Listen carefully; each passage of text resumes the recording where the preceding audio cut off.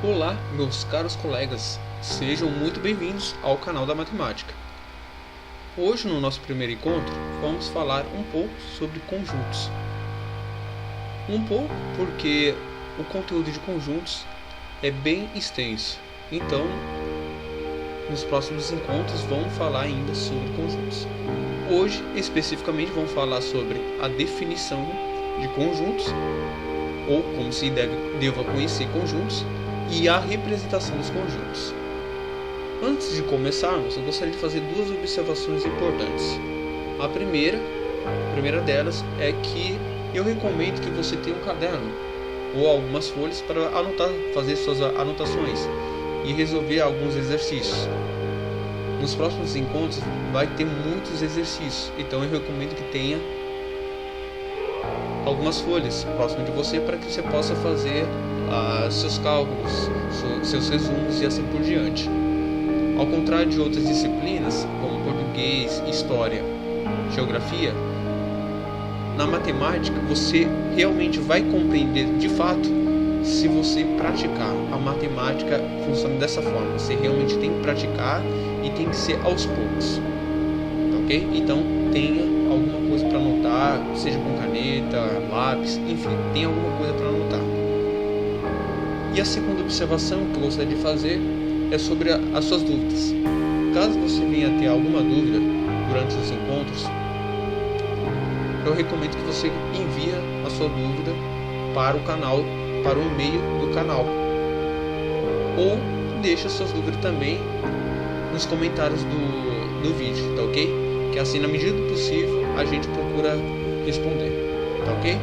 Então vamos começar com a definição de conjuntos. A definição. Não há uma definição propriamente dita, mas sim uma noção intuitiva de agrupamento ou união de qualquer coisa ou objeto e qualquer quantidade.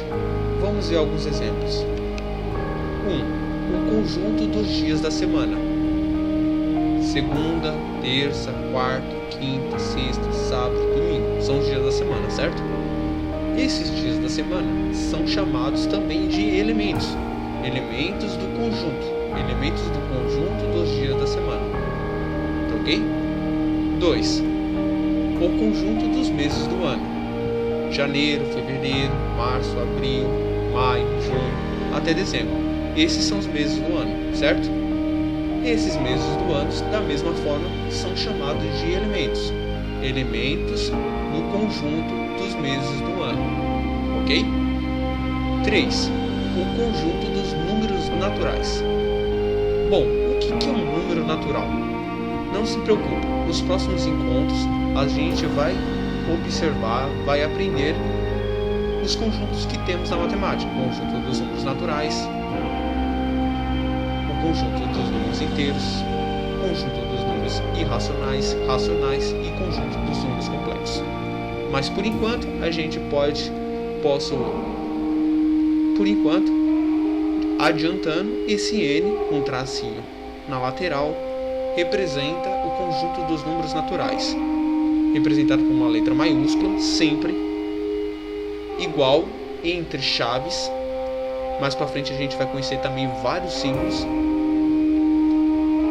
E os elementos devem ser separados por vírgulas. Então, o conjunto dos números naturais é igual entre chaves 0, 1, 2,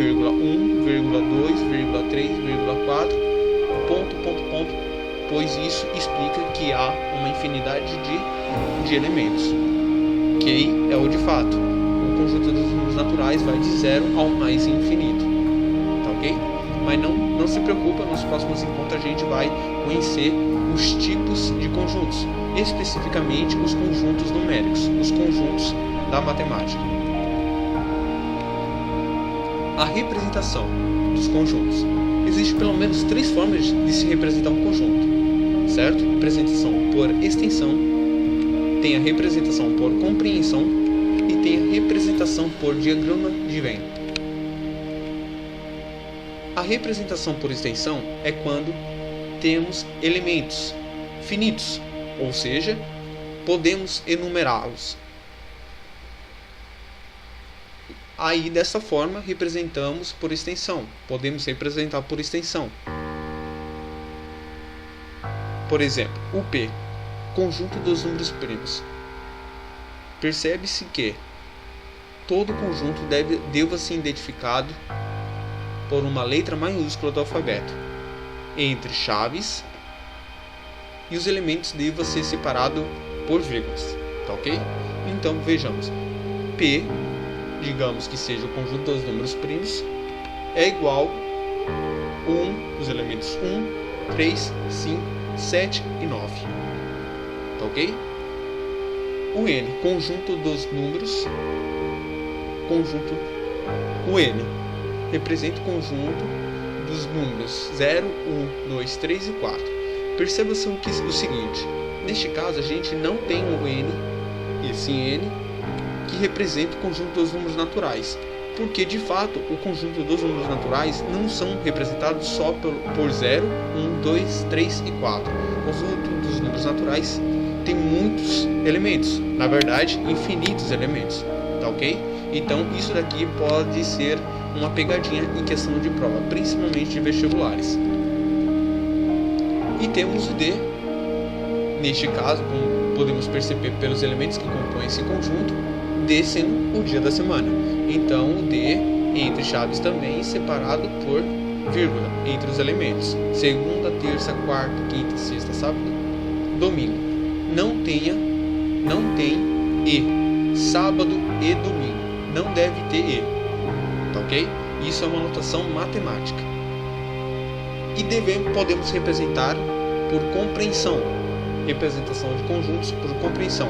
É quando não queremos enumerar os elementos, mas sim anunciar uma propriedade, alguma característica que só pertence àqueles elementos daquele determinado conjunto. Então vamos ver alguns exemplos. O P, que representava no início o conjunto dos números primos, que era os 1. O conjunto do P, que é o conjunto dos números primos, que representa 1, 3, 5, 7, 9. Pela representação de compreensão, deveremos colocar N, essa barrinha quer dizer tá ok, que significa deva satisfazer algo que deva satisfazer alguma coisa. Então, N tá ok, ou N deva satisfazer ou deva ser um número inteiro, positivo, ímpar e menor que 10. Como eu já falei, já deu para adiantar no início, o conjunto dos números inteiros é formado pelo 0, 1, 2, 3 ao mais infinito e pelos números menos 1, menos 2, menos 3 e menos infinito. Só que o conjunto dos números primos aqui, ele diz que o N deva ser inteiro positivo, ou seja, o menos 1, menos 2 e o menos infinito já exclui. Então deva ser 0, 1, 2, 3, 4 e 5. Só que tem uma observação, o 0 ele não é nem positivo e nem negativo. O 0 não é nem positivo e nem negativo. Então esse conjunto P vai ser formado pelos números 1, 3, 5, 7 e 9. Ele é positivo, ímpar e menor que 10. Aí teremos de volta aquele conjunto P formado pelos números 1, 3, 5, 7 e 9. Temos o N aqui, que é formado por P. Tá ok, o P deva ser um número natural e menor que 5. Número natural. O conjunto dos números naturais é formado por 0, 1, 2, 3, 4 ao mais infinito, certo? O N é formado pelos elementos P, sendo que esse P deva ser um número natural menor que 5, ou seja, 0, 1, 2, 3, 4, 5 não. Então, o conjunto dos números naturais é formado por 0, 1, 2, 3, 4 somente. Ou seja, voltamos de novo para o conjunto N, que no início eu tinha mostrado que era só 0, 1, 2, 3 e 4. Tá ok? E o D, de forma analógica, igual esses anteriores aqui, é formado por O, ou por qualquer outra letra que você queira dizer.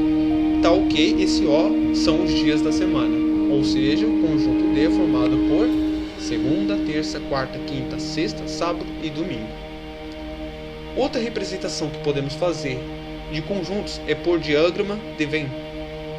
quando os elementos forem finitos também, representado explicitamente e geometricamente.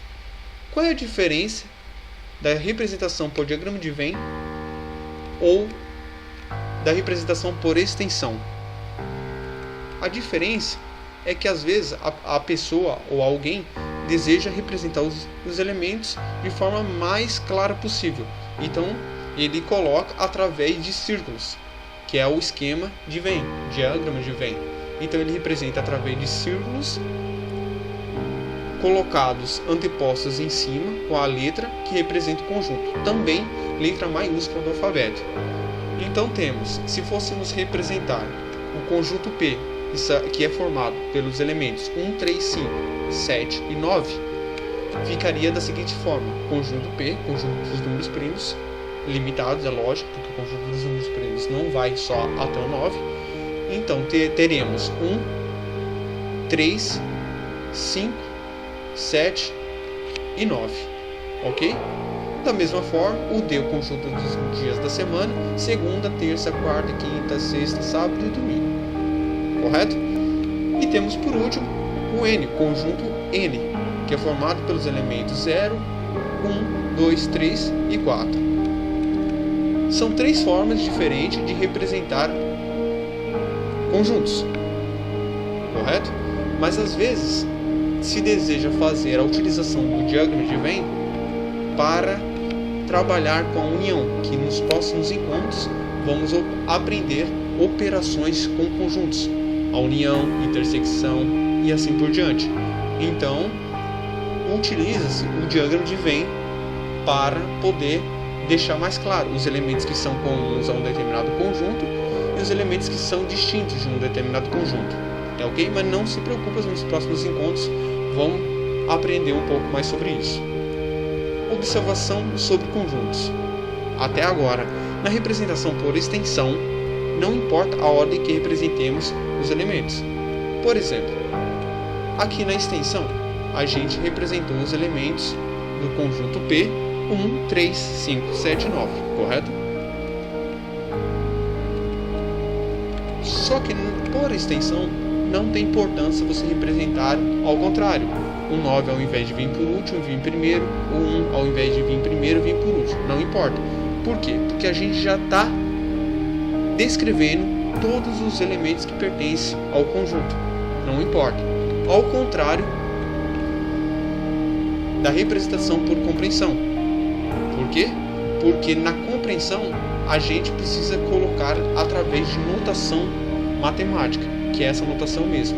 A gente já está aprendendo um pouquinho e conhecendo alguns elementos e alguns símbolos da matemática. Então, a representação por compreensão, ela deva ser dessa forma mesmo, não tem outra maneira, ok?